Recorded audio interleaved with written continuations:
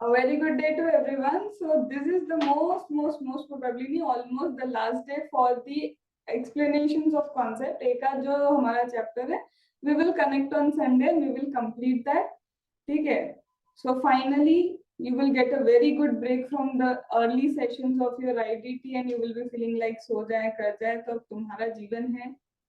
मेरा कहना ये रहेगा, maintain this legacy of waking up at early 6. That will be better for you. So let us start with the ITC again. Yesterday in the evening session we have already done little bit of ITC. Ma'am ITC के sections बड़े छोटे छोटे हैं लेकिन interpretation बड़ा बड़ा बड़ा है. ठीक है, तो in that we have done section number 16. Section number 16 सबसे पहले तो ये बताता है आईटीसी के लिए, क्या बताता है कि ma'am if you want to claim input tax credit, अगर हमको आईटीसी चाहिए तो बोलता है कि सबसे पहले you have to be a registered person. ठीक है, दैट वी हैव अंडरस्टूड कि there should be a registered person and ma'am this registered person will get ITC on goods और input service that he has taken. इसका मतलब क्या ma'am, ITC on goods और input service he has taken. Goods के लिए वो specifically ये बोलना चाहते हैं कि वेदर इट इज इनपुट और weather it is what, capital goods. चाहे ये इनपुट हो या फिर क्या हो, कैपिटल गुड्स हो, तो in that case registered person को क्या मिलेगा, आईटीसी मिलेगा. Even what ever input service he has taken उसके लिए भी ही विल गेट द आईटीसी. लेकिन एक चीज हमको यहाँ पर क्या ध्यान रखनी थी कि whatever the goods have been taken, whatever the input service has been taken, that should be utilized, that should be used, या फिर oblique intended to be used या intended to be used for the course furtherance of business. ये हमने कल कर लिया था. I'm repeating the entire session in a short span of time क्योंकि revision is needed.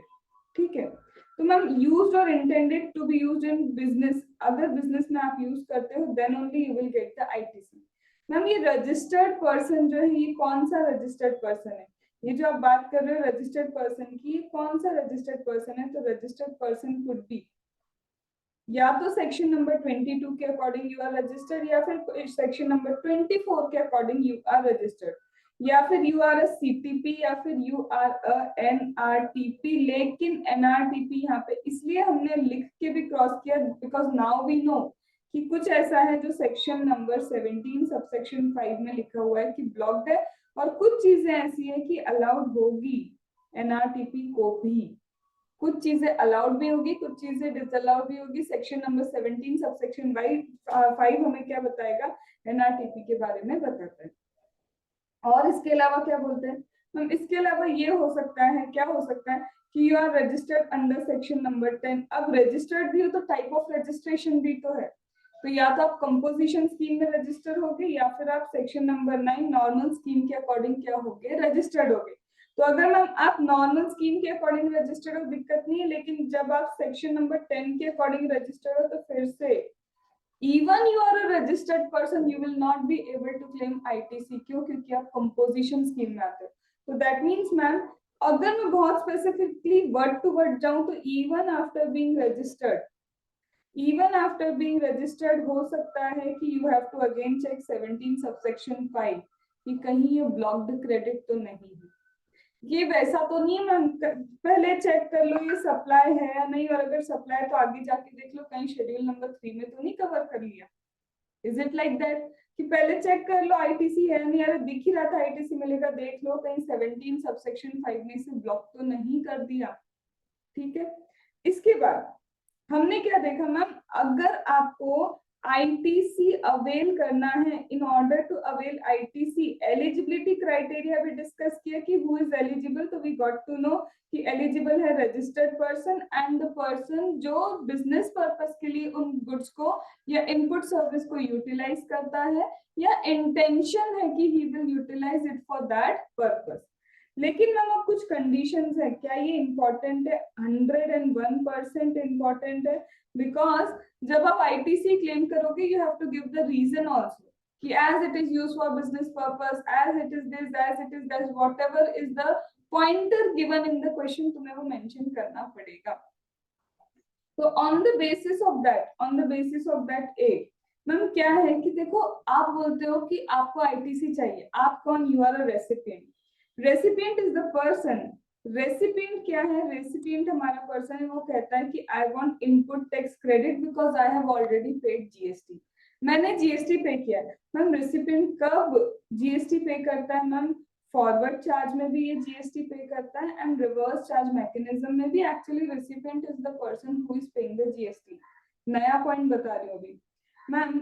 If we talk about recipient, तो अगर हम रेसिपिएंट की बात करें तो ma'am if we talk about the taxes paid by recipient, if we talk about what tax paid by recipient, तो ma'am एक चीज पता है क्या, this taxes paid by recipient, forward में भी तो recipient is paying the tax, बस सिर्फ payment to the government is done by supplier, collected from the recipient ही होता है। और ma'am if it is reverse charge mechanism, तो रिवर्स चार्ज मैकेनिज्म में भी recipient is required to pay the tax directly to the government। तो एक चीज क्या हम ये लिख दें मैम कि वेदर फॉरवर्ड है या रिवर्स है, पेमेंट तो done by recipient only, compliance burden shift होता है। सिर्फ शिफ्ट क्या होता है, the burden of compliance is getting shifted, कि तुम्हारी जगह वो गवर्नमेंट को डायरेक्टली क्या करेगा, पे करेगा। तो whether it is forward charge mechanism और it is reverse charge mechanism, it is not about who will be paying the taxes, it is about who will comply the provisions related to GST। क्या ये बात समझ में आ गई? अब ma'am ITC की बात कर रहे हो, यस बिल्कुल। तो मैम थोड़ा सा अब मैं और डिटेल में जा रही हूँ जो कल नहीं करते, parallelly I will link the things जो कल हमने करके रखी थी। मैम आप बोल रहे हो ना आईटीसी, तो मैम आईटीसी कब कब मिलता है, when we will claim the ITC, let us think on the basis of types of supply. ITC की बात कर रहे हैं तो let us think on the basis of types of supply. Point number 1 ma'am, हमारे टाइप्स ऑफ सप्लाई क्या होते हैं, it could be inter state supply,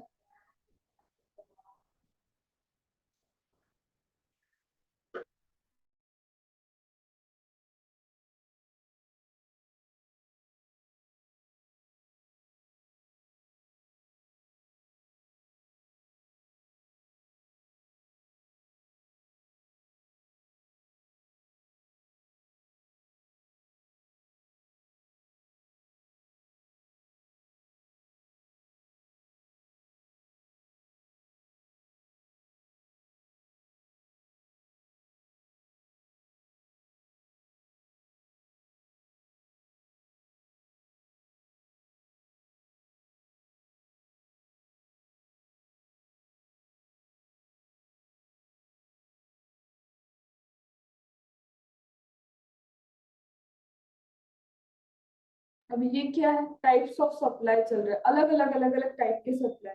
ma'am specifically if I talk about what, ma'am specifically अगर हम बात करते हैं inter state supply, we are right now talking about the inter state supply. तो ma'am inter state supply के case में you will be paying IGST. तो वो कौन सा क्रेडिट मिलेगा मैम, आईजीएसटी का ही क्रेडिट मिलेगा। When you are paying IGST तो you will get the credit of IGST only. Ma'am, when it is intrastate, so what you pay? You will be paying CGST, SGST, or you will be paying what? CGST, UT, GST for Union Territory. तो ये क्या हो गया ma'am, ये credit मिलेगा। Ma'am when it is exempt supply, ma'am supply की बात कर रहे हैं ma'am, when it is exempt nature of supply, तो मैम अगर एग्जेम्प्ट नेचर ऑफ सप्लाई है तो ma'am even at the time of purchase you have paid something, even at the time of purchase you have paid something. तो सबसे पहले तो यहाँ पे क्रॉस लगा दो, बिकॉज नो आईटीसी अलाउड, कोई आईटीसी अलाउड नहीं होगा। Ma'am what about zero rated supply, ma'am what about zero rated supply, ma'am zero rated supply की दो कंडीशंस है जो हमने ऑलरेडी की है। क्या कंडीशन करके रखी है हमने ma'am, zero rated supply means kind of export, अरे एक्सपोर्ट ही है, लेकिन मैम जीरो रेटेड सप्लाई में either you can pay the taxes और you can use letter of undertaking. Ma'am if I pay the taxes that means मैं क्या कर रही हूँ, जीएसटी पे कर रही हूँ, तो जीएसटी पे करने के बाद you can claim refund of GST, because when you pay the taxes already the ITC available to you, तुम यूटिलाइज करके नेट पेमेंट ही तो करते हो ना, you will utilize and do the net payment. But when it comes to letter of undertaking, ma'am payment ही नहीं है, तो in this case ITC कैसे यूज करोगे? You are not even doing the payment. ITC तो क्या होता जा रहा है, accumulation of the ITC. In that case what we should do? तो यहाँ पे ITC available तो होगा, ITC you will be utilizing, क्या यूटिलाइज करने के लिए है कहाँ? I have available ITC, मैंने कहा था ना वर्ड्स अलग है, ITC availed and utilized. I can avail the ITC, मेरा ITC अवेलेबल है but I cannot utilize it. तो ऐसे केस में ITC को क्या करते हैं, रिफंड, अंडरस्टूड? तो now they will refund it. ये एक केस हुआ। एक और केस आता है जब ITC तुम्हारा रिफंड होगा। There is one more case when there will be refund of ITC। वो कब होता है मैम? मैम यहाँ पे हम परचेस कर रहे हैं, suppose I have purchase raw material, phenyl करके होता है। फिनाइल में भी क्या होता है, ये चीज है practically that I have seen, कि अगर एक फिनाइल है, suppose you are purchasing, purchase करते वक्त अगर आपने उसका नेम कुछ और मेंशन किया है तो 5% होगा, और कुछ और एक और मेरे को नाम तो नहीं याद, कुछ और मेंशन करोगे तो it will be chargeable to tax at 18%। तो ये मतलब ये चीज उस वक्त मुझे पता थी कि अगर ये हम उसको लिखें फिनाइल इज सेम, बस थोड़ा सा अगर आप उसका क्या करते हो, चेंज करते हो HSN, तो यहाँ पे क्या होता है, एक जगह यू वुड बी पेइंग 5%, एक जगह यू वुड बी पेइंग क्या 18%। तो मैम सपोज करो परचेस करते वक्त we are paying 18% and sales करते वक्त we have mentioned it in the ऐसे HSN में कर दिया कि 5% पे जा रहा है। मतलब मैम जब परचेस करते वक्त यू आर पेइंग जीएसटी, यहाँ पे परचेस करते वक्त when you are paying GST, ma'am कितना सारा जीएसटी विल गेट एक्यूमुलेटेड यहाँ तक, क्यों? क्योंकि you are paying at the rate of 18%, 18%, 18%। But ma'am जब निकालने की बारी आएगी ओनली 5, मतलब कैन आई से it is inverted duty structure. When you are paying at the time of purchase, you are paying at a higher rate, but when you are utilizing, available तो बहुत ज्यादा है। Are you getting the word? Available तो बहुत ज्यादा है, but utilization के लिए तो बड़ा कम है, 5%। In such a case, this is inverted duty structure. Why? Because you have ITC available, but you cannot utilize it. क्या करोगे, रख के रखोगे? Because मैम ITC भी तो 1 year और there is a time limit to utilize an ITC for a particular period. तो जब पर्टिकुलर पीरियड का ITC यूटिलाइज करने का टाइम ये तो गलत हो जाएगा। In that case also ITC क्या कर देंगे, रिफंड। यहाँ पे भी क्या होता है ITC रिफंड, जिसको हम कब क्या बोलते हैं,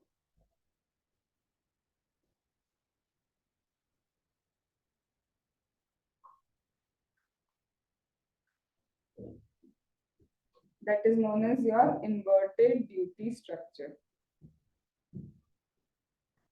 ठीक है, मतलब मैम ITC लेने का तरीका सिर्फ ये सेक्शन 16 ये वो नहीं है। One more is ITC refund होगा, दो ही केस में होता है दुनिया में, पूरी जीएसटी में सिर्फ यही दो केस है जब ITC रिफंड होगा।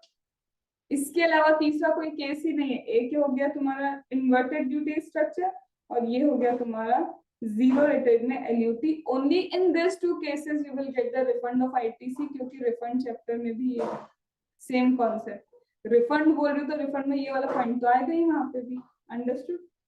अब मैम व्हाट अबाउट दिस, इसका मतलब इसका भी ITC नहीं मिलेगा, LUT में तो नहीं मिलेगा, यहाँ पे क्या होगा, रिफंड होगा, इन्वर्टेड में रिफंड होगा। तो फिर मैम यहाँ पे क्या होगा, यहाँ पे you will utilise ITC and pay taxes, utilise कर सकते हो। तो that is the type of supply that will also decide कि ITC रिफंड होने वाला है या फिर ITC you can avail and utilise, understood. Then ma'am ये सारा क्या है, this is just a type of supply. Ma'am इसमें प्रिंसिपल रेट चेक करेंगे, इसमें हम हायर रेट चेक करेंगे, इसमें चेक करेंगे नियरेस्ट बेसलाइन क्या आ रही है, उसके बेसिस पे वी विल डिसाइड कि हमारा प्लेस ऑफ सप्लाई क्या, रेसिपिएंट क्या। तो जस्ट मैंने लिखा है, इससे कोई फर्क नहीं पड़ेगा। Ma'am what is non taxable, will I get ITC? कैसी बात कर दी, जिस चीज पे टैक्स ही नहीं लगता तो आईटीसी की बात कहाँ से आएगी?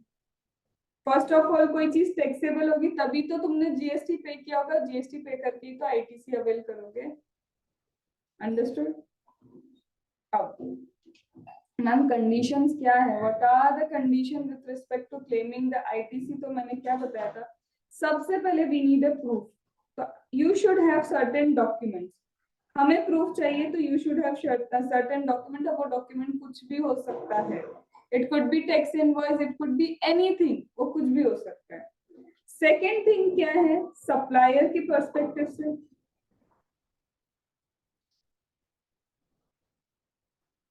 थर्ड क्या है, रिटर्न फाइल होना चाहिए। फोर्थ क्या है, गुड्स सर्विस रिसीव्ड होना चाहिए।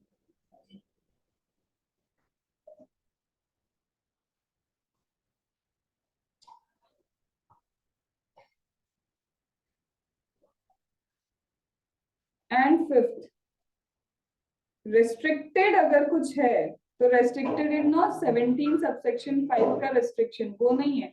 अदर देन जो रेस्ट्रिक्शन है वो क्या हो जाएगा, तुमको उसका आईटीसी नहीं मिलेगा। ठीक है, ये सारी चीजें करने के बाद उसने बताया था कि suppose what ever capital goods you have purchased, उसका जो टैक्स कंपोनेंट है, only talking about the tax component, it is not talking about everything, it's only talking about the tax component. कि ये जो कैपिटल गुड्स है और capital goods के respect में जो टैक्स कंपोनेंट है, आइदर इस टैक्स कंपोनेंट का यू कैन क्लेम आईटीसी और यू कैन क्लेम डेप्रिसिएशन। कोई एक चीज रखना, या तो आईटीसी क्लेम कर लो या तो क्या कर लो, डेप्रिसिएशन क्लेम कर लो, दोनों एक साथ नहीं मिलता है। That we have done there DT में भी और यहाँ पे भी। अब आते हैं हम स्पेसिफिकली कि मैम यू आर सेइंग कि ITC available, ITC available, ITC available, but still somewhere ITC is blocked. कुछ जगह पे क्या है, आईटीसी ब्लॉक। अब कल आईटीसी ब्लॉक में कुछ कुछ चीजें तो मुझे याद आती हैं कि मैंने कहा था कि if it is lost, if it is stolen, भूल जाओ, है ना। फिर उसके बाद क्या था, फ्रॉड वगैरह किया है, कॉन्फिस्केशन के रीजन से you are paying the taxes, भूल जाओ। Ma'am if it is composition scheme, no ITC allowed. Ma'am, if it is NRTP paying the taxes in India except on import of goods, ITC not available. Ma'am, employee को benefit provide करे, fitness, beauty, health insurance, life insurance, and that health insurance, life insurance is not mandated by the law. Law नहीं बोलता कि भाई करके बैठो, still you are doing that. और क्या क्या था, Personal consumption. yes, personal consumption. और बचा है कुछ? नहीं याद नहीं, बचा भी हो तो पता नहीं, बता सकते हैं। That confiscation वाला. ये फ्रॉड कॉन्फिस्केशन। ठीक है, तो in general all this things are blocked from the credit, तुम्हें इसका क्रेडिट नहीं मिलेगा। ठीक है, अब स्पेसिफिकली आते हैं मेन वाले पे। ठीक है, एक मिनट।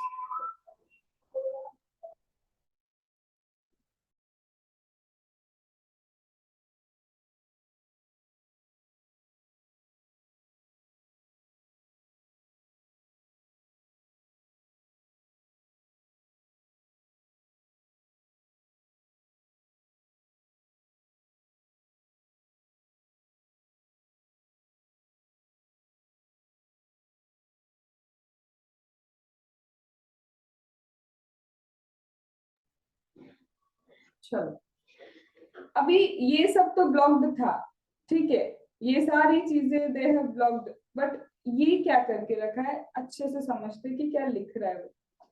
सबसे पहले चीज, motor vehicle for transportation of person. Specifically अभी एक ही चीज पे फोकस कर रही हूँ, इट इज ब्लॉक्ड। कुछ तो ब्लॉक्ड है, बट जो ब्लॉक्ड है वो क्या है, ट्रांसपोर्टेशन ऑफ पर्सन नॉट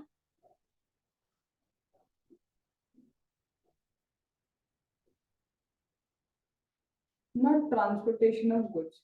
तो मैम मोटर व्हीकल अगर गुड्स ट्रांसपोर्टेशन के लिए यूज होगी तो कोई ब्लॉक क्रेडिट है, ऐसा है क्या कि क्रेडिट ब्लॉक कर देंगे? नहीं, ब्लॉक नहीं करेंगे। रीजन समझेंगे अभी। तो ma'am if motor vehicle is used for the purpose of transportation of the person, person के लिए ब्लॉक होगी, लेकिन अभी रुको, कंडीशंस हैं। बट यू शुड नो कि blockage has been given only with respect to person, not with respect to goods. ठीक है, आगे क्या लिखा है ma'am? Motor vehicle for transportation of person having approved sitting capacity not more than 30। सबसे पहले block तो किया, लेकिन कौन सी ब्लॉक की? कि if does not have sitting capacity including driver more than 30। तो सिटिंग कैपेसिटी मैम अगर 5 है तो ब्लॉक, 6 है ब्लॉक, 7 8 9 10 11 12 13 ब्लॉक। इसके ज्यादा हो गई तो 14 15 16 17 18 नॉट ब्लॉक। तो पहली चीज कि ma'am if it is transportation of person with sitting capacity not more than, sitting capacity not more than, इससे ज्यादा नहीं होना चाहिए। अगर इससे ज्यादा है तो वैसे ही वो ब्लॉक्ड नहीं है, for what ever purpose it is used. What ever doesn't means personal purpose. और एक चीज बताओ, 13 सीटिंग कैपेसिटी के ऊपर कौन सी लोगे तुम पर्सनल कैपेसिटी के लिए? Are you getting? Personal capacity में कौन इन जनरल बात कर रही हूँ। I am not talking about कि बहुत सुपर रिच है और फिर वो इतना बड़ा बड़ा कार यू आर टेकिंग, उसकी बात नहीं चल रही। बट जनरली भी 13 मैक्स होता है पर्सनल कैपेसिटी के लिए। उससे ऊपर क्या करोगे? बस लोगे क्या इधर उधर ट्रैवल करने के लिए? ठीक है, चलो। तो यहाँ पे तो motor vehicle for the transportation not more than 13, ma'am इसका मतलब लेस देन 13 तक और इक्वल टू 13 तक ब्लॉक्ड है, but about that is not blocked. ठीक है, लेकिन the credit will be available, मतलब जनरली बोल रहे हैं कि generally it is blocked but credit is available if तुम इसे फिट पर्पस के लिए यूज करते हो। फिट मतलब मैम, फिट मतलब फर्दर सप्लाई। मैंने एक मोटर व्हीकल खरीदी, क्यों खरीदी है मोटर व्हीकल? For sales. ओहो, दैट इज फर्दर सप्लाई। मेरा तो स्टॉक इन ट्रेड है, ये motor vehicle is my stock in trade. तो as an stock in trade if I am purchasing something I should get the credit. तो even if this motor vehicle whether less than हो whether more than हो, more than तो वैसे ही block नहीं किया, तो less than अगर आप फर्दर कैपेसिटी के लिए यूज करते हो, फर्दर सेल्स के लिए लेते हो, you will get the credit. दूसरा क्या ma'am? If you use it for transportation of passenger, अरे सब लोग को ट्रांसपोर्टेशन ऑफ पैसेंजर मतलब you are utilising again it for the purpose of business, तो भी क्रेडिट अलाउड है। या फिर यूजिंग इट, ट्रेनिंग देते हो, ड्राइव करने की ट्रेनिंग देते हो, again you are utilising it for the purpose of business only ना। या तो लोगों को ड्राइविंग सिखा रहे हो, या लोगों को इधर उधर घुमा रहे हो, या फिर क्या कर रहे हो, खुद मोटर व्हीकल को ही ट्रांसपोर्ट करते हो, सेल करते हो। That means using it for F further transport, I imparting, T transport, fit, you are utilizing it for the fit purpose, got it? तो फिर तुमको क्या मिल जाएगा? अवेलेबल होगा। अब ध्यान से देखते हैं मैम, यहाँ पे ये हो गई मोटर व्हीकल, ठीक है, ये क्या हो गया? Motor vehicle. First of all ma'am motor vehicle की capacity equal to and less than 30, equal to and less than 30, equal to and less than 30। Block credit में ITC not available. ITC not available. ये सही लिखा है, equal to और less than 30। You have written greater than that. no, ये भी समझाना पड़ता है। equal to अब सही है? Yes, ma'am. No. Yes, ma'am. Abdul, I am not here to teach you maths now, वो भी छोटे बच्चों का, 4th क्लास का। Is it greater than 13? Sign सही है भैया? चलो बधाई हो, आज हमने एक चीज और रियलाइज की। बचपन में सिखाते थे जहाँ चोंच ऐसी खुली हो समझ जाना वहां बड़ा है सामने, ऐसे सिखाते थे। कहाँ से आए हम, बस आ गए हम, पता भी नहीं चला। चलो ना, सबसे पहले motor vehicle is less than या इक्वल टू 13 का capacity, fit purpose, not for fit purpose. ठीक है, no fit purpose, fit purpose. Ma'am if fit purpose then ITC, okay. Ma'am if not fit purpose, no ITC, कोई ITC नहीं मिलेगा। Ma'am if greater than 13, not blocked, वो तो blocked ही नहीं है, तो तुम यूज नॉट यूज की बात कैसे करोगे? देन मैम ये मोटर व्हीकल किस पर्पस के लिए होनी चाहिए?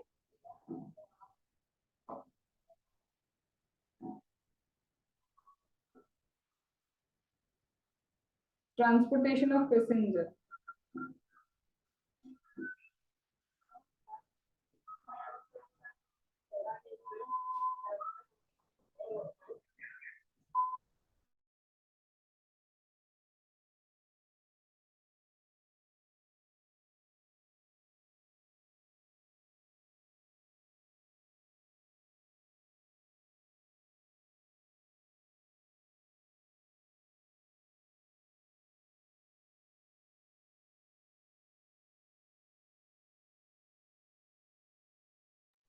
डन, आगे समझ में? अभी एक ही बात हुई, ये अभी एक ही बात चल रही है हमारी कि ऐसा ऐसा हुआ, तो ये फर्स्ट वाला भी मैंने कवर किया। ठीक है, अभी मैंने क्या कवरेज लिया, ये फर्स्ट ओनली, ये कवर किया। अब देखते हैं सेकंड में क्या बोलते हैं। Same is for vessel and aircraft, same, बस यहाँ पे मोटर व्हीकल था ना, उसकी जगह this is vessel and aircraft. अब वेसल एंड एयरक्राफ्ट के लिए यहाँ पे भी लिख देते कि for the transportation of passenger, नहीं लिखा। क्यों नहीं लिखा, ये तो यही जानते कि क्यों नहीं लिखा। क्यों? क्योंकि ये देखो यहाँ पे स्पेसिफिकली लिख लिया एक्सेप्शन में कि ट्रांसपोर्टेशन ऑफ गुड्स पे अलाउड है, you are allowed to take credit on transportation of goods. तो स्पेसिफिकली यहाँ पे नहीं लिख के कि it is for the transportation of passenger, यहाँ पे एक्सेप्शन क्रिएट कर दिया। क्यों? क्योंकि यहाँ सिर्फ वेसल एयरक्राफ्ट लिखा, तो मुझे क्या लगा, whether vessel and aircraft used for transportation of passenger or for transportation of goods सब ब्लॉक होगा, नहीं। बट यहाँ पे उन्होंने एक्सेप्शन क्रिएट किया है, तो यू कैन से कि दोनों सेम है, weather it is motor vehicle और इट इज एयरक्राफ्ट और वेसल, दोनों में ट्रांसपोर्टेशन ऑफ गुड्स ब्लॉक है ही नहीं। अब हम वेसल क्या प्राइवेट पर्पस के लिए ले लें? होते हैं वो भी प्राइवेट पर्पस के लिए, पर्सनल, जो बहुत ही भयंकर ही रिच होते हैं उनके पास तो होते ही होते हैं। अंबानी जी के पास अपना प्राइवेट जेट भी है, उसकी तो बात ही छोड़ो। तो यहाँ पे बोलते हैं कि ma'am vessel and aircraft credit will be available, generally तो ये ब्लॉक्ड है कि if you take, but credit कब अवेलेबल होगा, फिर से इसको फिट पर्पस के लिए यूज करें। अब कौन सा फिट पर्पस? सेम, सेम कैसे? F ma'am further transport, ma'am आई इम्पार्टिंग, या तो नेविगेशन सिखाओगे वेसल में या फिर एयरक्राफ्ट को फ्लाई करना सिखाओगे, लिखना पड़ेगा ना अलग अलग, क्योंकि एयरक्राफ्ट उड़ता है और वेसल नेविगेट होता है, you can not drive them. तो यहाँ पे या तो तुम क्या कर रहे हो, ट्रेनिंग सिखा रहे हो नेविगेशन की, या फिर इट इज फ्लाइंग की, और मैम मेरा टी ट्रांसपोर्टेशन ऑफ पैसेंजर, तो क्रेडिट अवेलेबल हो गया ना, अगर तुम इन तीन चीजों के लिए यूज कर रहे हो फिट पर्पस के लिए। और स्पेसिफिकली बोल दिया गुड्स ट्रांसपोर्ट के लिए भी अलाउड है, तो सीधे ही बोल देते ना, नहीं, पर उन्होंने बोला सारे पर्पस के लिए अलाउड है। यहाँ पे सिटिंग कैपेसिटी तुम लिमिट कर नहीं सकते हो, तो बोलते हैं वेसल एंड एयरक्राफ्ट इसके अलावा किसी पर्पस के लिए यूटिलाइज हुआ, मैम मैरिज, ये वो सारी चीजें किसी भी चीज के लिए यूज करते हो, यहाँ पे सिर्फ ब्लॉक्ड है। वेसल लेना, एयरक्राफ्ट लेना is block, but you should utilize it for in actual business purpose. सीधी बात है, बिजनेस के लिए यूज करो तो तुमको इसका क्रेडिट मिलेगा। पर्सनल कंजम्पशन के लिए यूज करते हो, पर्सनल पर्पस के लिए प्राइवेट वगैरह खरीदा है तो क्रेडिट नहीं है। अंडरस्टूड? अब मेन चीज मैम फिर से आ गया, ये क्या आया चेक करते हैं। मैम यहाँ पे लिखा है insurance, repair and maintenance of vehicle vessel, aircraft. Ma'am क्या क्या लिखा है फिर से? Insurance, repair, maintenance of vessel, vehicle and aircraft. तो वो क्या बोलता है कि क्या मैम इसका मुझे क्रेडिट मिलेगा? Ma'am now it is not the purchase of motor vehicle और वेसल। ध्यान से सुनना Kartik, pay attention here. It is not the motor vehicle, vessel, aircraft that you are purchasing. ये उसकी बात नहीं चल रही है। It is about input service you have taken on this. ये किसके बारे में? इनके लिए जो इनपुट सर्विसेज ले रहे हो, मुझे इंश्योरेंस कराना है, रिपेयर कराना है, तो विल आई गेट क्रेडिट? तो बोलता है अगर यहाँ पे इन पे क्रेडिट मिल रहा है ना, because you are getting fit in the fit purpose, तो you will get the credit. तो अगर वो मोटर व्हीकल पे वहां क्रेडिट मिलता है तो तुम्हें यहाँ पे भी इसका क्रेडिट मिल जाएगा। मतलब motor vehicle in general credit is not block, तो उससे रिलेटेड इंश्योरेंस लो, रिपेयर कराओ, तब भी क्रेडिट ब्लॉक नहीं है। बट इफ मोटर व्हीकल पे क्रेडिट इज ब्लॉक, तो उसका इंश्योरेंस लो, रिपेयर करो, ब्लॉक्ड है। अभी recently I have purchased Activa. अब उसका, मेरा तो पर्सनल पर्पस है, मैंने पर्सनल पर्पस के लिए खरीद ली, उसका मैंने इंश्योरेंस करवाऊंगी तो would I get ITC? Capacity कितनी है ma'am? Less than 13। Motor vehicle का मतलब सिर्फ कार थोड़ा होता है। कैपेसिटी क्या है मैम? 2। इसका मतलब क्या है मैम? इसका मतलब if you are getting insurance etcetera all those thing, तो भी आपको ना तो उधर क्रेडिट मिलेगा ना इधर क्रेडिट मिलेगा। अंडरस्टूड? बट चेंज करते हैं, वो पर्सनल पर्पस है। Suppose I am a registered person purchasing motor vehicle for the purpose of my business. क्या मैं उसका फर्दर सप्लाई करूंगी? अभी तक तो नहीं। मैम क्या आप उसको यूटिलाइज करोगे किसी को ट्रेनिंग वगैरह देने में? नहीं। But my staff will utilize. उसका ऑफिस आना, इधर उधर जितने भी काम है मेरे, वो मेरी क्या करेगा? एक्टिवा लेके ही will be doing all this. Is it utilise transportation purpose के लिए? तो वहां पे क्या हो जाएगा? वहां पे you will get ITC because it is utilise for the purpose of business capital goods. ठीक है, but transportation of passenger is needed. ठीक है मैम, ये दो चीजें समझ में। अभी और इसको क्यों पढ़ रहे हो? समझो, अभी और कुछ भी लिखा है मैम। और भी रिपेयर इंश्योरेंस अलाउ होगा, कैसे होगा देखते हैं। सबसे पहले तो बोला है service of general insurance, that is servicing, repair, maintenance. If they relate to all this, that is motor vehicle, vessel, aircraft, allowed है।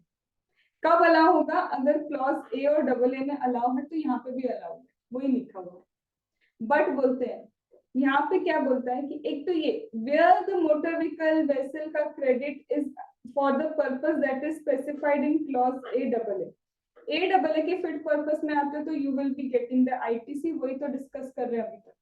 नेक्स्ट बोलता है where receive by taxable person. एक सेकेंड, मुझे फिर से पढ़ना पड़ेगा, कुछ गलत पढ़ दिया शायद मैंने। Ma'am where received by taxable person, word क्या यूज हुआ है? Taxable person. तो ma'am where received by taxable person engaged in manufacture of motor vehicle, vessel, aircraft और in supply of general insurance in respect of such motor vehicle, aircraft. मतलब अब ये उन लोगों की बात कर रहे हैं कि उनको इंश्योरेंस, रिपेयर सब अलाउ होगा, मेंटेनेंस भी अलाउ होगा व्हीकल, एयरक्राफ्ट एंड वेसल का, जो खुद मैन्युफैक्चरिंग करके सेल करते। भाई यहाँ पे Tata is manufacturing nano. Tata क्या मैन्युफैक्चर कर रहा है? सपोज करो नैनो मैन्युफैक्चर कर रहा है, 4 कैपेसिटी सीटर, 4 सीटर है, तो वो बोलता है कि ये मैन्युफैक्चरिंग कर रहे हैं ना। मैन्युफैक्चरिंग करने वाले को अगर उसके स्टॉक का इंश्योरेंस कराना है तो व्हाई नॉट? अलाउड है stock insurance because he is the manufacturer. And ma'am taxable person लिखा है कि मैम ये टाटा जी क्या कर रहे हैं? इंश्योरेंस करवा रहे, that means he is getting the insurance का service, input service. Suppose ma'am Tata की जगह कोई और ले लो। आई डोंट नो तुम कितना शार्क टैंक वॉच करते हो। शार्क टैंक में अभी अभी एक आया है, उसने ऐसी कार बनाई है सिर्फ 3 seater. although the idea was actually not so good, but ठीक है, उसने एक कार बनाई है दैट इज 3 सीटर कि वो एक्टिवा और इन सबको रिप्लेस कर पाए। ठीक है, अब उसमें क्या है मैम, वो अभी पर्सन पता है क्या उसकी एक्चुअल में he is not having the order size also. अभी ऑर्डर साइज भी नहीं, बट तुम भी जानते हो एक दो भी अगर उसने उसका प्राइस रखा है समथिंग 4 लाख रुपीज, कार भी नहीं बोल सकते उसको, क्या बोलेंगे मुझे भी नहीं समझ में आता, बट हाँ it is what 4 lakh rupees. Ma'am नहीं नहीं करके भी अगर उसने क्या किया ना, सिर्फ 10 कार भी सेल कर दी, उसके बाद तो threshold limit cross and he is liable to get registered. Liable, are you getting, liable to get registered. और मैम छोड़ो, उसने अगर एक इंटरेस्ट रेट सप्लाई भी कर दिया तो लाइबल टू गेट रजिस्टर्ड। तो बोलते हैं कि those taxable person either registered हो तो भी टैक्सेबल कहलाते हो, or if liable to get registered and you are in the business of manufacturing the motor vehicle, you are getting, अपनी कार का इंश्योरेंस करवा लिया उसने जितना स्टॉक है, तो that is okay, allowed, चलेगा। या फिर ma'am in supply of general insurance service, taxable person engaged in supply of general insurance service in respect of this, और या फिर बोलता है कि जो पर्सन खुद ही क्या कर रहा है, जनरल इंश्योरेंस प्रोवाइड करता है, जैसे वो कंपनी जो इंश्योरेंस प्रोवाइड कर रही है, स्टॉक इंश्योरेंस, कार इंश्योरेंस, तो उनको तो आईटीसी अलाउ करो, उनका तो काम ही इंश्योरेंस देना है। जिनका बिजनेस ही इंश्योरेंस का है तो वो अगर इंश्योरेंस प्रोवाइड करते हैं, उनको कोई सर्विसेज लेनी पड़ती है री इंश्योरेंस के बेसिस पे या कुछ भी, तो उनको भी अलाउ कर दो। तो एक शॉर्ट क्रक्स बोलूं, मोटर व्हीकल के केस में, in case of motor vehicle, if less than 13 capacity equal to 13 capacity and that is for transportation of passenger, blocked, but not blocked if the purpose is fit. Ma'am greater than 13 block तो करा ही नहीं है, तो बात ही नहीं आती कि fit purpose ना ये पर्पस, कुछ भी नहीं। इन case of vessel aircraft, vessel aircraft अगर फिट पर्पस के लिए यूज होता है तो कोई ब्लॉकेज नहीं है, you will get the ITC. और अगर clause A and double A में you are getting the ITC, that means whether it is insurance, repair, maintenance, you will get the ITC here also. और साथ ही साथ if you are engaged in providing the insurance or you are engaged in manufacturing and want your stock to get insured, repair, maintenance, तो वो भी allowed है। अब finally ये 3 क्लॉज जो एक साथ होने थे, एज आई सेड किसको टाइम लगता है, तो दिस गॉट कंप्लीटेड। अब मैम ये हो गई क्या बात मोटर व्हीकल की, ये सारी किसकी बातें हैं, मोटर व्हीकल की। अभी एक और है, ये क्या है, तो कहीं तो आपने एक आध बार पूछ भी लिया था, वाइवा में भी मैंने ये चीज पूछी थी, तुम लोग से नहीं पूछी थी, बट हाँ तुम लोग को ये चीज पता है, ये क्या लिखा है, वर्क्स कॉन्ट्रैक्ट, कुछ तो याद आ रहा है, क्या पढ़ाया था यार, what is works contract? Mixed supply में प्राइस फिक्स पेमेंट होती है और इमूवेबल प्रॉपर्टी पे, रिलेटेड टू इमूवेबल प्रॉपर्टी। नहीं, don't say this related to immovable property, tell me specifically what is works contract. Ma'am they are providing the goods as well as they are providing the services में। तो mixed क्यों बोला? हाँ, ma'am उस समय आपने आके ये एग्जांपल बोला था। मिक्स्ड कब बोला? मिक्स्ड सप्लाई तो मैंने कभी नहीं बोला कि works contract is equal to mixed supply.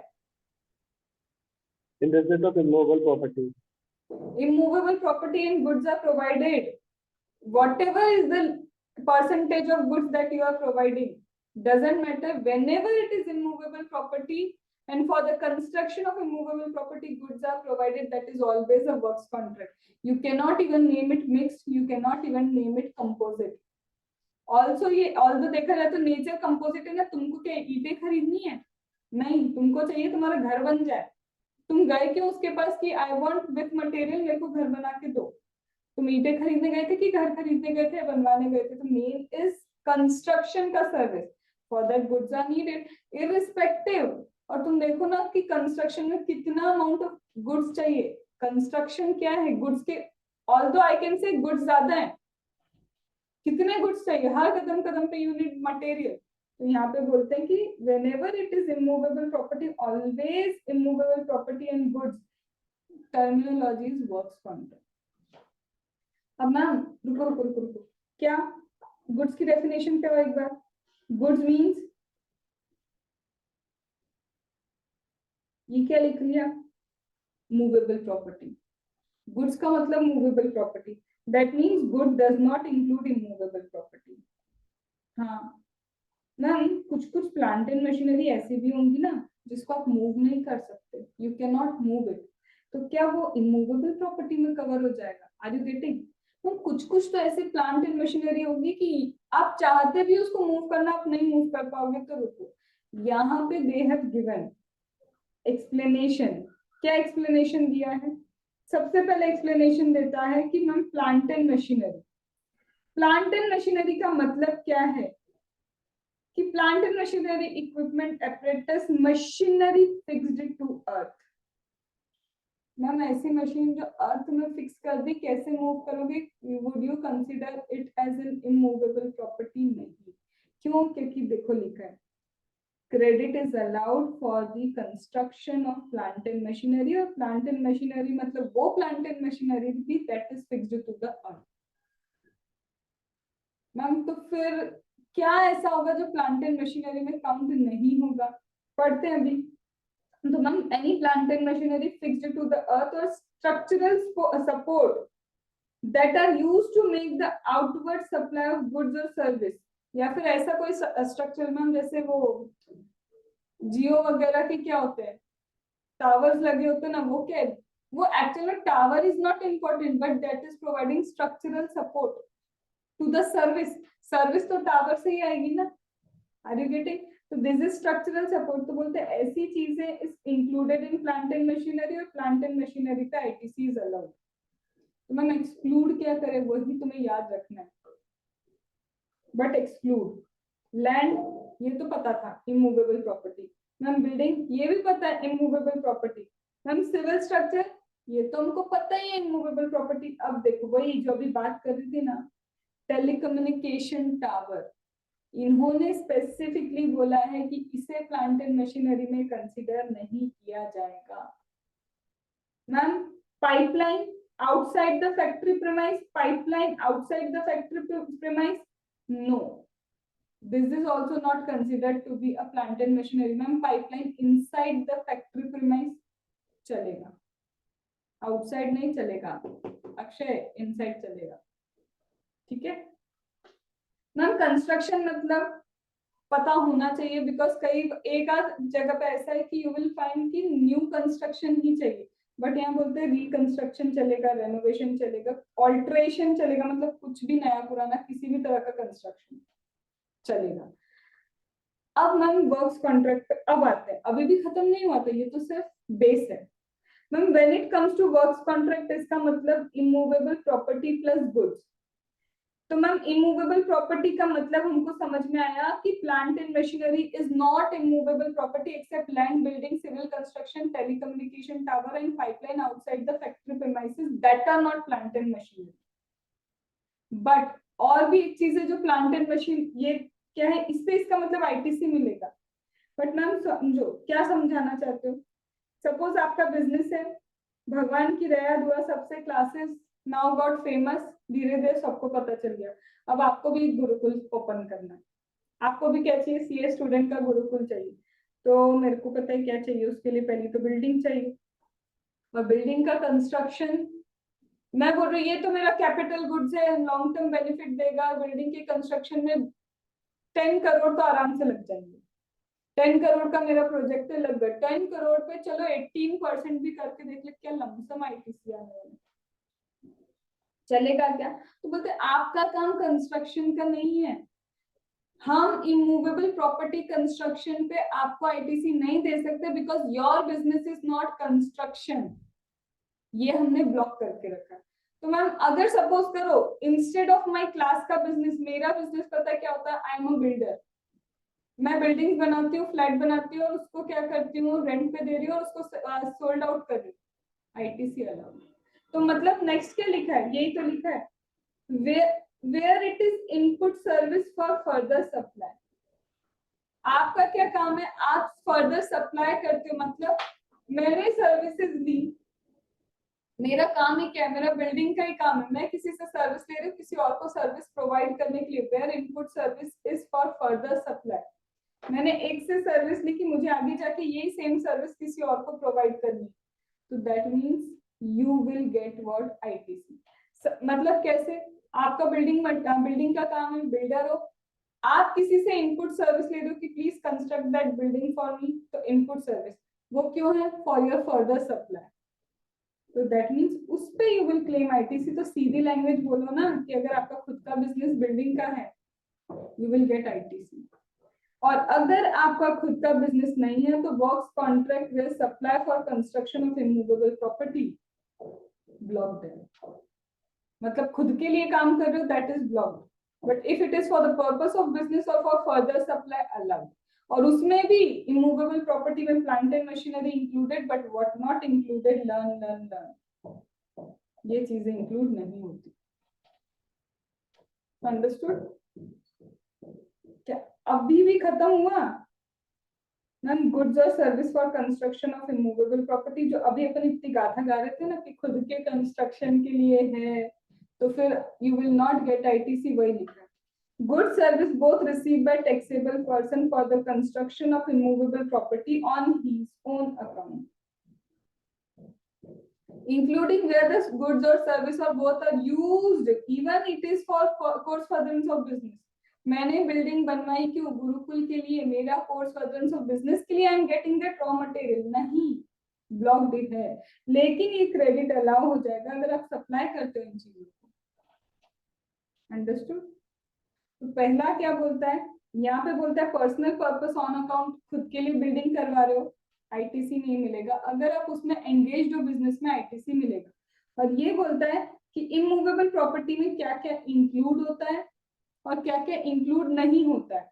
और अगर आप कोई सर्विस ले रहे हो फर्दर सप्लाई करने के लिए, सपोज करो मैं क्या हूँ, बिल्डर ने एक कॉन्ट्रैक्टर को कॉन्ट्रैक्ट दिया, तो builder is getting the service और वो कॉन्ट्रैक्टर से सर्विस ले रहे बिल्डर, क्योंकि उसको भी खुद आगे फर्दर सप्लाई करना है। तो in such a case it is considered as कि यहाँ पे भी आईटीसी मिल जाएगा। इसका एक और एग्जांपल लूं मैम, आपके पास एक क्या आया, आपके पास एक कॉन्ट्रैक्ट है कि फ्लैट एक बिल्डिंग कंस्ट्रक्ट करनी, तो मैम बिल्डिंग कंस्ट्रक्ट करने के लिए आई नीड अ कॉन्ट्रैक्टर। तो मैंने कॉन्ट्रैक्टर को कॉल किया कि प्लीज ये बिल्डिंग कंस्ट्रक्ट करके दो।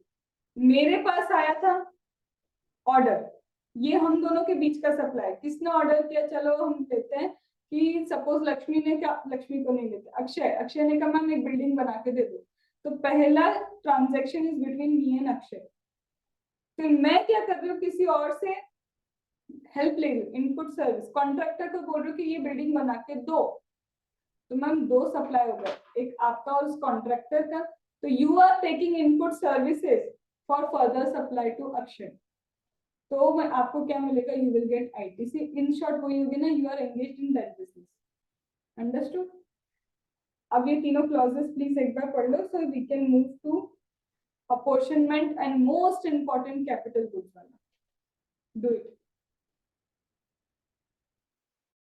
5 minutes I am giving, okay?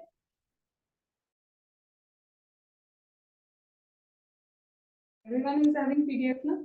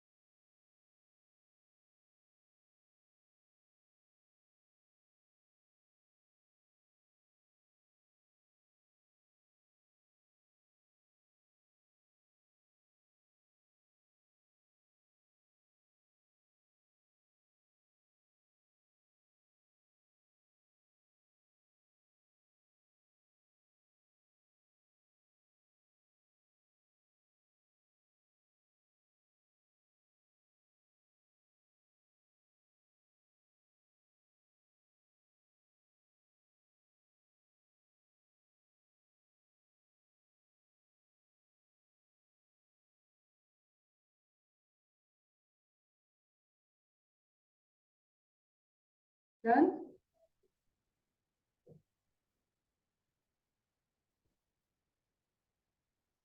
Ma'am, construction of immovable property, whether used in not on account or for the purpose of business, both are blocked, right?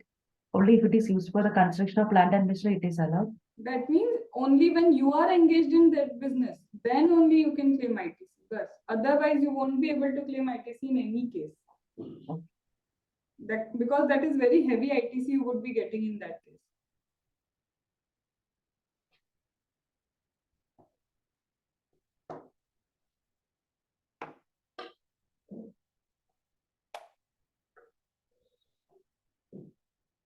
चले आगे।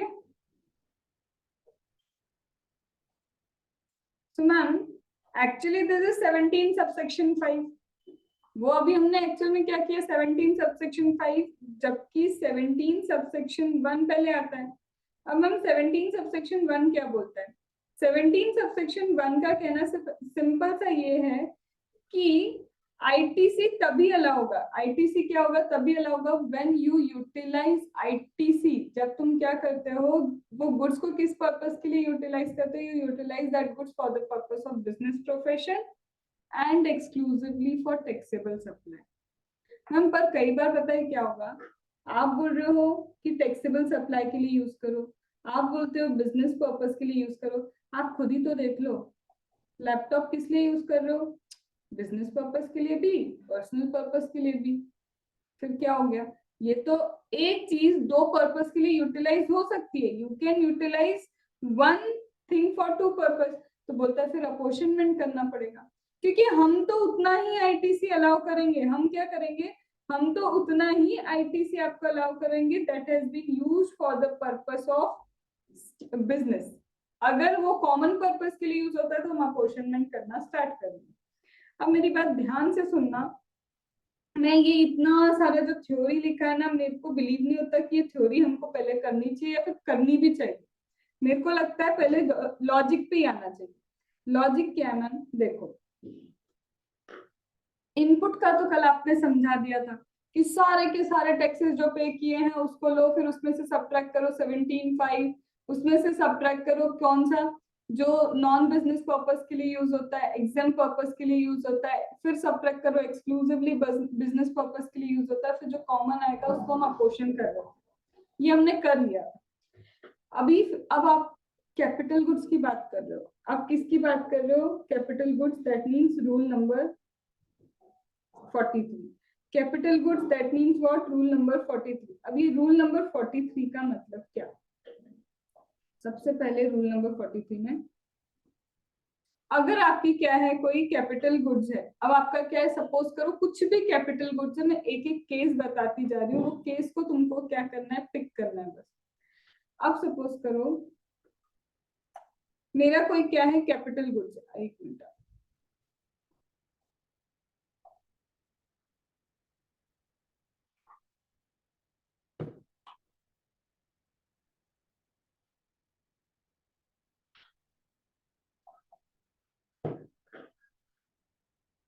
Just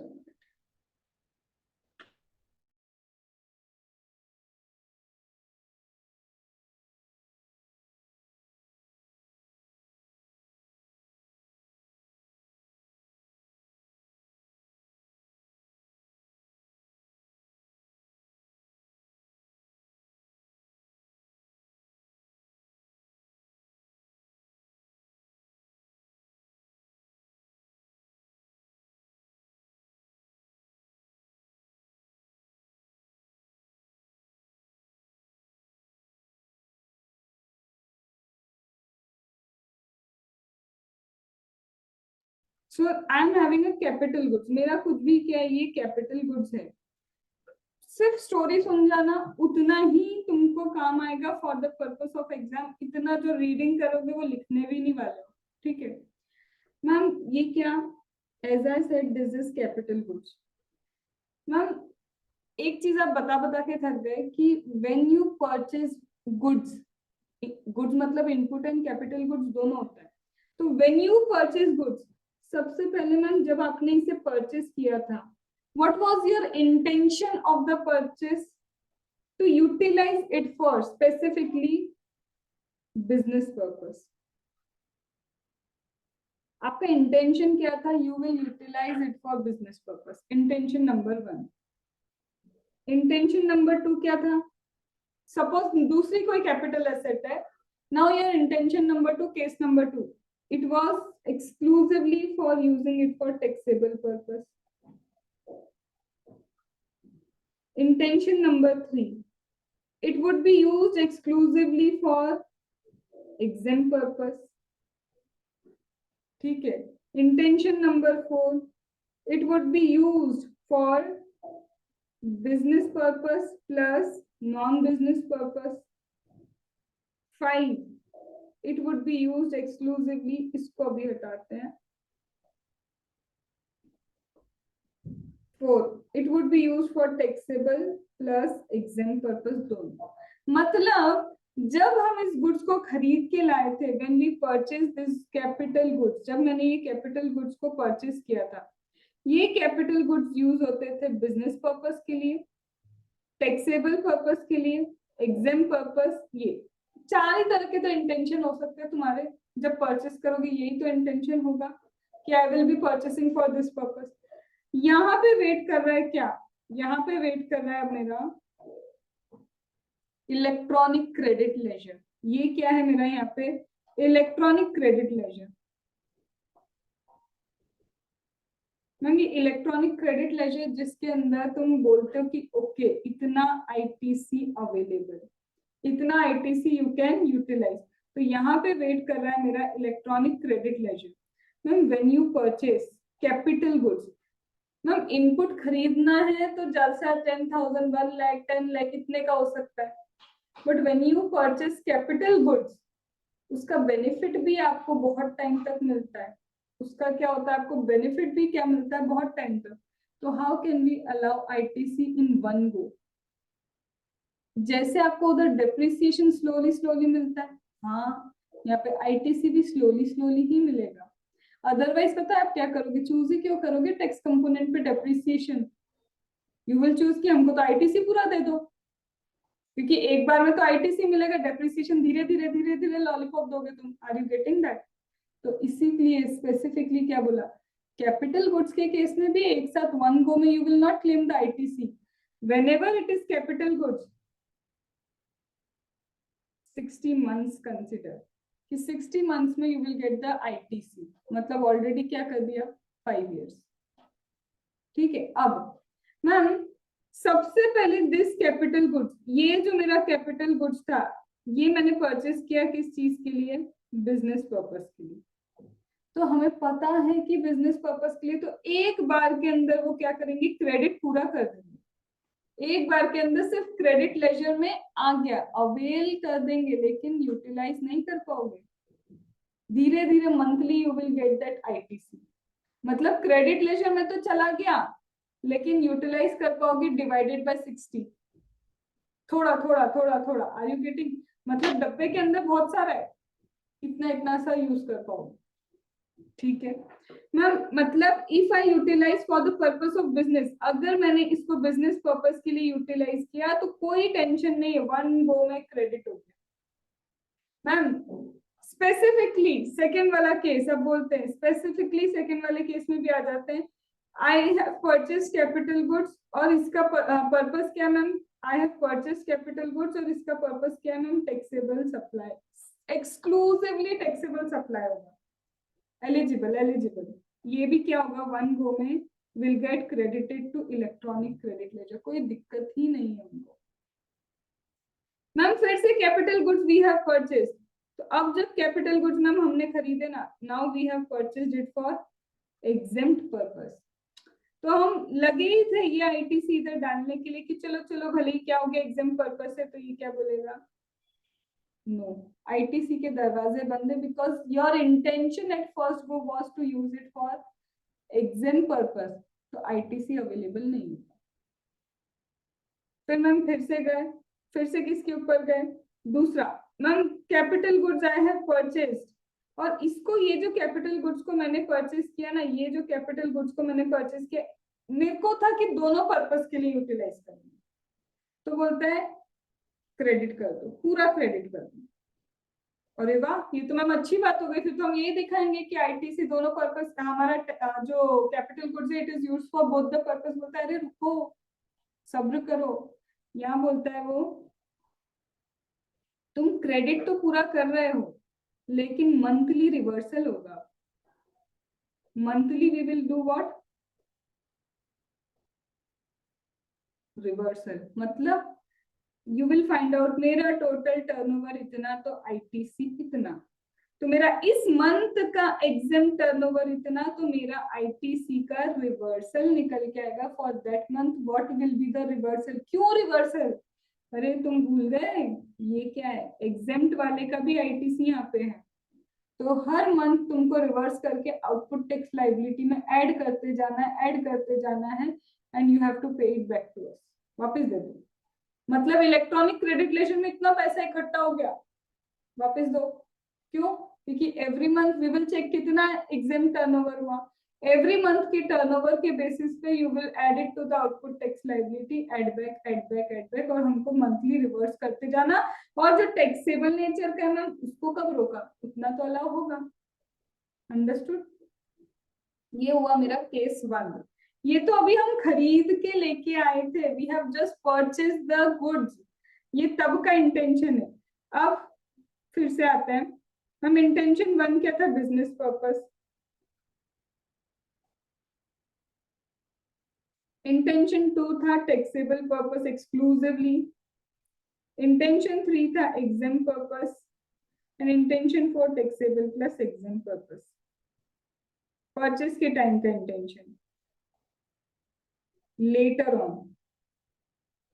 ma'am later on क्या हुआ? Later on बहुत कुछ हो गया, जैसे now I do not want to use it, now I do not want to use it for the purpose of business।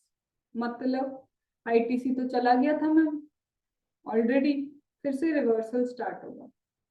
फिर से क्या होगा? रिवर्सल स्टार्ट होगा। मैम अब भी टैक्सेबल पर्पस के लिए यूज कर रहे हैं, later on exempt purpose, ma'am reversal start होगा। लेटर ऑन क्या कर रहे हो? एग्जेम्प्ट पर्पस के लिए कर रहे हो, तो क्या स्टार्ट होगा? रिवर्सल। मैम अब भी एग्जाम पर्पस के लिए, later on we will use it for taxable purpose. तो मैम जब एग्जाम पर्पस के लिए था तब तो आईटीसी आया ही नहीं था कभी भी। तो यहाँ पे बोलते हैं कि सपोज 2009 में यू हैव परचेज और 2011 में तुमको, ऐसे ही मैंने रैंडमली ईयर लिया, तब तक तो जीएसटी भी इस दुनिया में नहीं था, ठीक है मैम। 2009 में यू हैव परचेज एंड 2011 में यू फाइंड कि अब तो टैक्सेबल पर्पस के लिए यूज करेंगे। the year you have purchased this, तब तो इनपुट टैक्स क्रेडिट में ही आया ही नहीं था ही नहीं है क्रेडिट में। अब क्या करें? तो बोलता है कि उस वक्त अगर सपोज तुम्हें क्रेडिट मिलता तो कितना मिलता? मैम आज नोटिफिकेशन आया कि ये टैक्सेबल हो गया, तो आज का नोटिफिकेशन बोलता है कि 18% का रेट पे ये क्या है? टैक्सेबल होना चाहिए।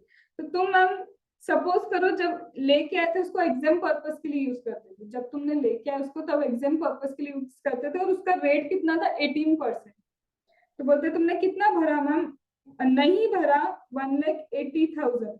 मेरा क्या है? Because I have been utilising it now for the exempted purpose, मैं तो 1,80,000 भर के आई, एज अ जीएसटी सप्लायर को दिया था, सप्लायर ने गवर्नमेंट को दिया।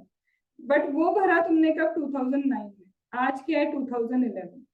यहाँ पे बीच में क्या आ रहे? क्वार्टर्स आ रहे। क्वार्टर मतलब मंथली क्वार्टर, 1 2 3 1 2 3, ठीक है। तो मैम 2009 में सपोज ईयर एंड पे खरीदा, मान रही हूँ अभी के लिए ईयर एंड पे खरीदा, तो मैम 2010 का ही आप देखोगे। 2010 अब तुम ही बता दो यार, एक ईयर में कितने क्वार्टर आते हैं? 4 मैम। 4 तो बोलते हैं 5% रिड्यूस करो, whatever is the ITC, reduce 5% per quarter part of the quarter। मतलब क्यों देंगे हम तुमको 1,80,000 पूरा यहाँ पे क्रेडिट करने के लिए? ऑलरेडी टाइम लैप्स नहीं हुआ क्या? 60 मंथ्स का टाइम होता है, जिसमें से ऑलमोस्ट क्वार्टरली तुमने क्या किया है? 2010 के 4 क्वार्टर्स खत्म।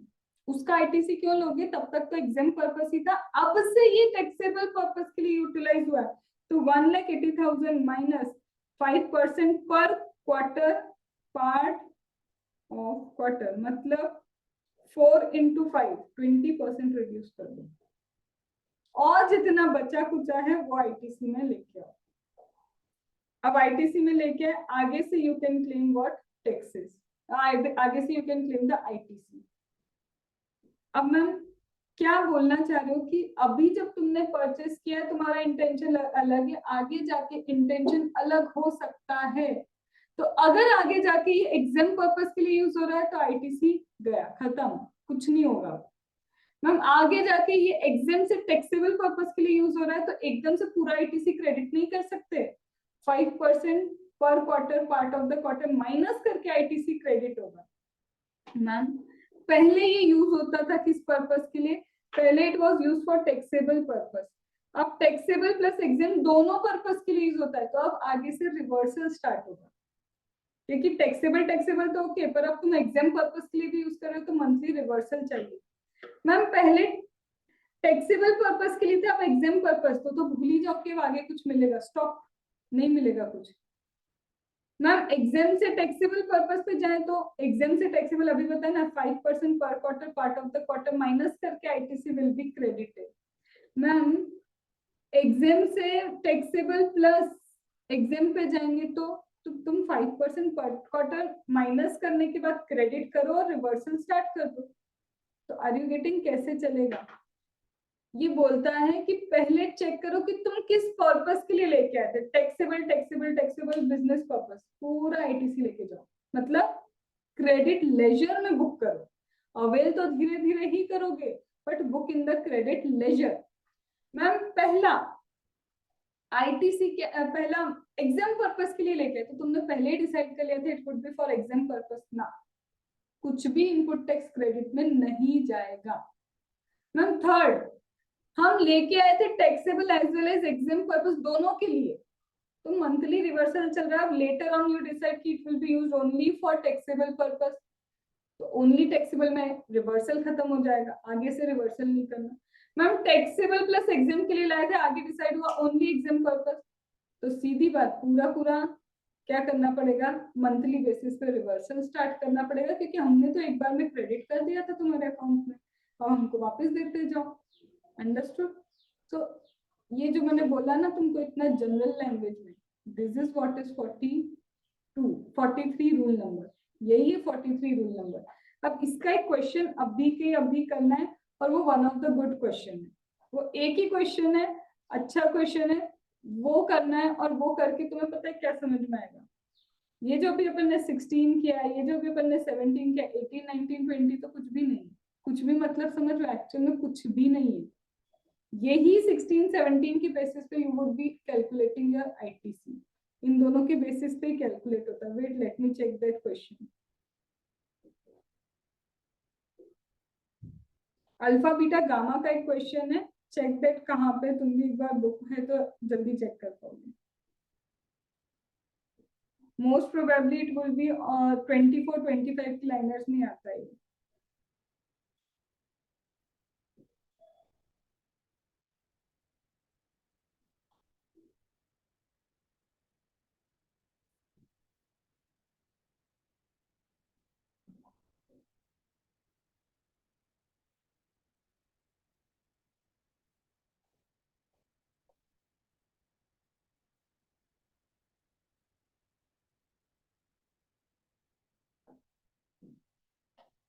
You haven't sent me till that ना, questions नहीं भेजे ना तुमने? It is very lengthy now, so like on the concept one. Okay, check it ना, वो अल्फा बीटा गामा वाला send at least that question. Illustration 16, ma'am.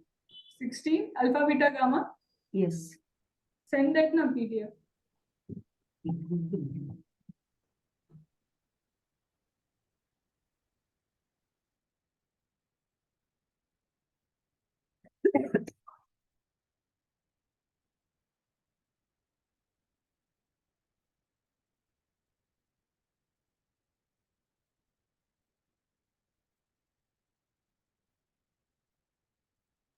I will be giving the break, तब तुम ये सेंड करना। अभी ये अपन एक काम करते हैं 18 कवर अप कर लेते हैं, ठीक है? Then we will move to the question and we will discuss that. चलो Akshay concentrate here and break, keep sending that. अब मैम ये क्या है, there are certain special cases, कुछ स्पेशल केसेस है जहाँ पे यू विल फाइंड कि अब आईटीसी अवेलेबल होगा, पहले नहीं था। अभी जैसे 17 में क्या किया, ब्लॉक्ड क्रेडिट डन, अपोर्शनमेंट तुमने समझा। अब ऐसा ही एक है ना अपोर्शनमेंट बैंकिंग चैनल में भी होता है। अभी वो क्या होता है, वी विल अंडरस्टैंड। देखो बैंक के लिए क्या मैम, समझो कि बैंक को बोलते हैं कि देखो तुम्हारे पास आईटीसी अवेलेबल है, या तो नॉर्मल प्रोविजंस लगाओ, नॉर्मल कौन से जो अभी अपन सीखे, या तो तुम नॉर्मल प्रोविजन लगाओ, नहीं तो क्या करो, जितना आईटीसी अवेलेबल है ना उसका डायरेक्ट 50% कर दो। जितना आईटीसी अवेलेबल है उसका डायरेक्ट क्या कर दो, 50% कर दो, एंड 50% लेफ्ट हो जाएगा and 50% you would be able to utilise. And once you have taken this option, ये ऑप्शन तुमको एवरी ईयर, इस साल कंटिन्यू करो, मतलब for that year it would be intact, फिर विड्रॉ मत करना। अब वो बोल रहा है मैम सेक्शन नंबर यहाँ पे बैंक के लिए, ये इसमें नहीं लिखा है बट वहीं पे 17 में लिख के रखा है कि ma'am if it is bank, अगर हम बैंक की बात करते हैं तो बैंक में 50-50 का भी ऑप्शन है कि जितना आईटीसी है 50% ले लो, 50% छोड़ दो। या फिर तुम क्या कर सकते हो, 50-50 मत करो, डोंट डू 50-50। फिर क्या करें कि 50-50 नहीं करना, तो अगर 50-50 नहीं करना है तो नॉर्मली कैलकुलेट करो, जो तुम्हारे लिए बेनिफिशियल होगा वो ले लेना। बैंक के लिए ऑप्शन हैज बीन गिवन। तुम बताओ बैंक 50-50 लेना चाहिए कि बैंक को ये नॉर्मल प्रोविजंस अप्लाई करना चाहिए? Ma'am it depends ma'am. It depends. Anyone? It is beneficial, they need to do that one. Which one?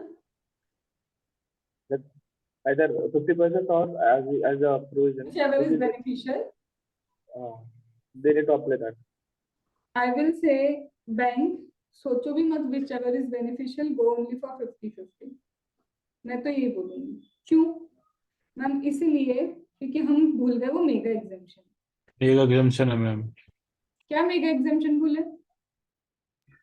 Interest on loan advances deposit That exam. is exempt, मतलब bank is doing exempt nature of supply, और exempt nature पे तो उनका तो majority exempt हो जाएगा, because bank का काम ही लोन एडवांस, तो मेजॉरिटी इज गेटिंग exempt कि दिस इज exempt नेचर का सप्लाई, तो आईटीसी क्या क्लेम करेगी? तो बेटर है ना, उनको क्या सजेस्ट करो, एक काम करो 50-50 पे आ जाओ, एटलीस्ट 50% ब्लॉक होगा, 50% you would be able to utilise.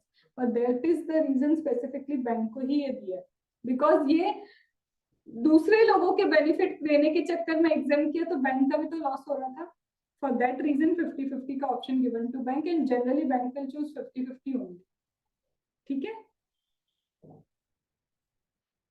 अब ma'am what about this section number 18?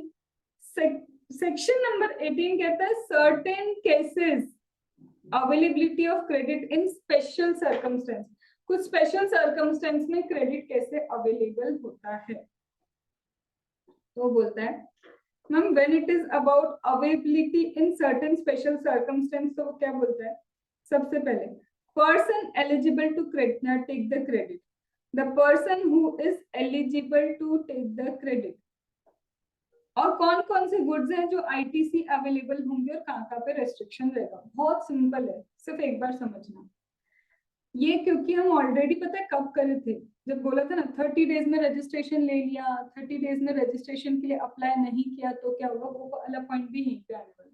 Ma'am देखो, person applied for registration within 30 days from the date he become liable to registration. अभी तक रजिस्टर्ड नहीं था, अभी तक ये पर्सन अनरजिस्टर्ड पर्सन था, तभी तो लिखा पर्सन इज अनरजिस्टर्ड पर्सन। अब भी विद इन 30 डेज अप्लाई कर दिया from the date he become liable to get registered, तो ही विल गेट इनपुट का आईटीसी, तो ही विल गेट इनपुट का आईटीसी ओनली। हम कैपिटल गुड्स नहीं लिखा है यहाँ पे, नहीं लिखा है, ओनली इनपुट का आईटीसी विल गेट। मैम कहाँ से मिलेगा वो इनपुट का ITC? The day immediately preceding the date from which he becomes liable. अगर 30 डेज में आप अप्लाई करते हो तो इमीडिएटली लायबल होने से पहले जितना भी आपके पास स्टॉक था उसका आईटीसी जो पड़ा होगा ना, now you will claim that.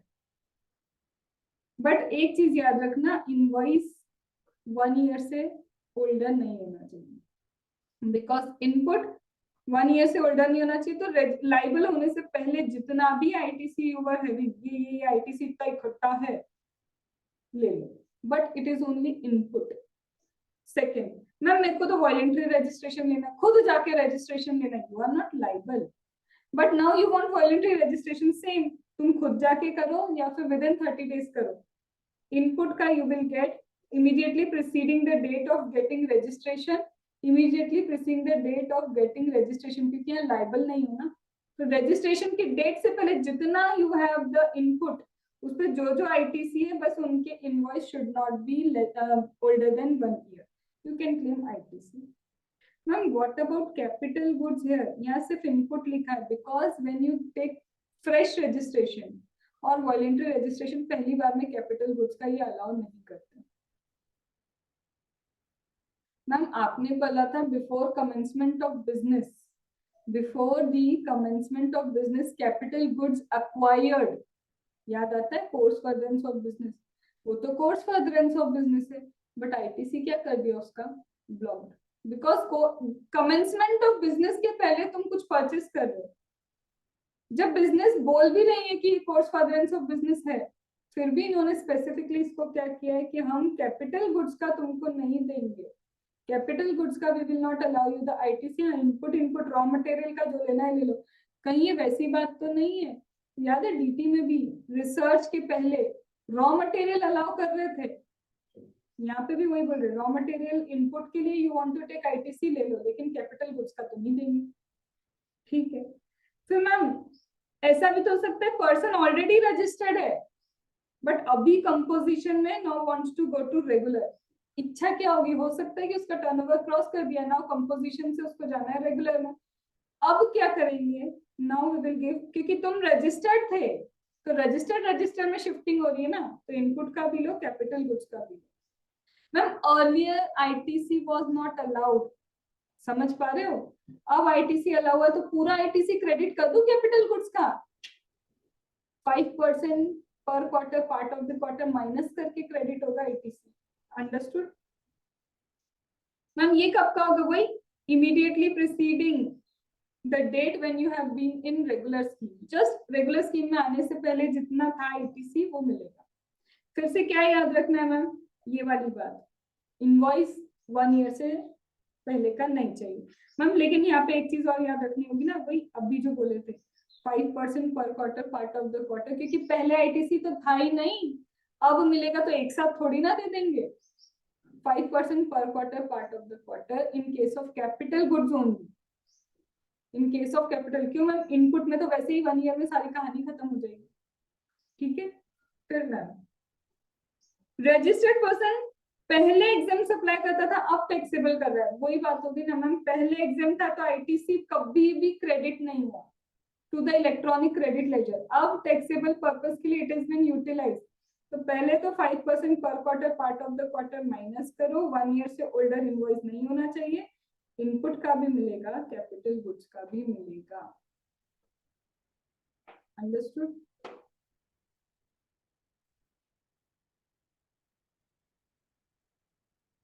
That is what is your section number 18। अब ये इसका प्रोसीजरल पार्ट है मैम, उस प्रोसीजरल पार्ट से पहले ये रिवर्सल समझा दो, क्योंकि ये प्रोसीजर है, ये you will even read understand कि सीए सर्टिफाइड कॉपी देनी होती है, ये देना होता है, ये वैसा है, उसमें कोई लॉजिक नहीं। मैम रिवर्सल कब करेंगे, अब उल्टा होगा ना, तुम ही बताते जाओ कैसे। Registered person who has availed ITC, पहले तो आईटीसी ले लिया था because he was a registered person, अब रेगुलर से आ रहा है कंपोजिशन में, रिवर्स भी तो हो सकता है, पहले कंपोजिशन से रेगुलर में जाता, अब रेगुलर से कंपोजिशन स्कीम में आ रहा है, तो रिवर्स माय आईटीसी वापस दो, पे करो, आउटपुट टैक्स लायबिलिटी में ऐड करो जाने से पहले। तो तुम जब जा रहे हो ना, कहाँ पे जा रहे हो ma'am, now we are going to composition scheme, तो कंपोजिशन स्कीम में जाने से पहले इनपुट और कैपिटल गुड्स का जितना भी क्रेडिट हो रखा है ना अभी अभी ITC in your electronic credit ledger, that you have to pay us back. तो इलेक्ट्रॉनिक क्रेडिट लेजर में जितना भी क्रेडिट मिलेगा तुमको इनपुट एंड कैपिटल गुड्स के रिस्पेक्ट में, immediately preceding the date when you are moving to composition scheme, you have to pay it back, reverse कर दो आईटीसी। पे करने का मतलब है reversal means output tax liability में ऐड कर दो कि इतना पे कर दिया. Understood ma'am? Supplies of registered person get, पहले टैक्सेबल थे मेरे सप्लाई, अब तो मैम पूरी तरह से क्या होगा, होली एग्जेम्प्ट. हो सकता है नोटिफिकेशन आ गई कि this goods are now exempt from GST. पहले टैक्सेबल थे, अब तो भाई पूरी तरह से एग्जेम्प्ट हो गए. तो ma'am in this case also जहां जहां पे देते वक्त हमने इनपुट एंड कैपिटल गुड्स का आईटीसी दिया, again reverse it back to us, हमको वापस रिवर्स करके दो. जितना बचा है ना इलेक्ट्रॉनिक क्रेडिट लेजर में, add it to the output tax liability and pay us back. Understood?